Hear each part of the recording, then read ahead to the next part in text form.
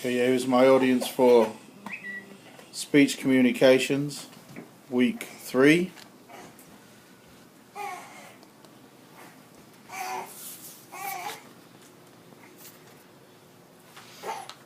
Okay, am I okay? Being a correctional officer. Being a correctional officer is a very unique job.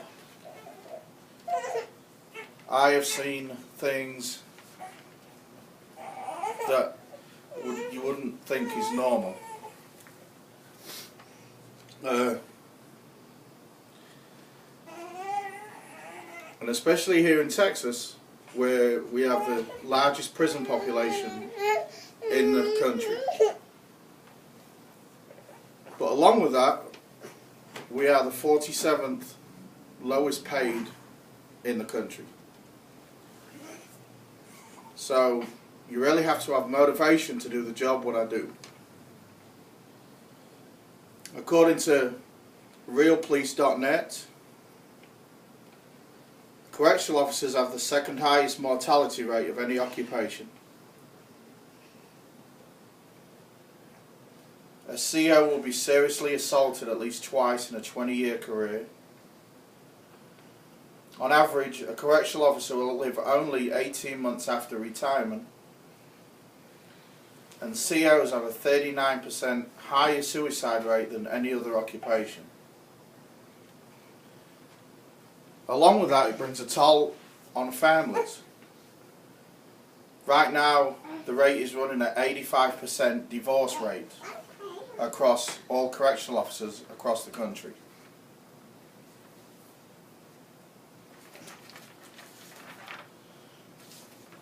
Of course, it is a stressful job, but according to CareerCast, it's not as stressful as a real estate agent, an event coordinator, or a public relation officer. In fact, a CO who read this article actually wrote back to their website and stated, a correctional officer's job is often considered dangerous with inmate confrontations in many injuries and death. COs are expected to control their emotions, respect and nurture, yet discipline prisoners who have a us against them mentality. Prison employees have a double stress whammy which doesn't compare to many other jobs. Unlike a police officer or an EMT, you're inside the facility throughout your entire shift. There is nowhere to run. There is no escape, or there is no reprieve to the outside world. For 12 hours every day, we're dealing with crisis situations like fighting amongst the inmates, suicide attempts, suicide ideation, attempted homicide, medical emergencies, personal threats and prison lockdowns. On top of this, if you admit that you need to see a shrink, it's probably a sign of weakness and not a sign of strength.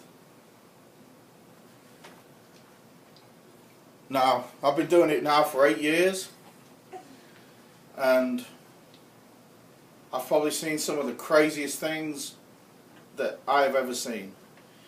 Without going into greater detail, they involve parts of the anatomy and dominoes